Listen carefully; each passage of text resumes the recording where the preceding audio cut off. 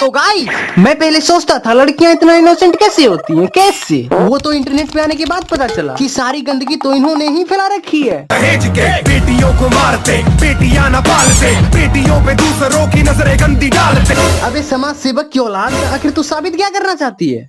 एक बार इसकी प्रोफाइल पे नजर मारो, जूम करो जूम करो जूम करो। हाँ, ये वही लड़कियां हैं जो अपनी मम्मी के सामने सती सावित्री बनती है और इंटरनेट पे आके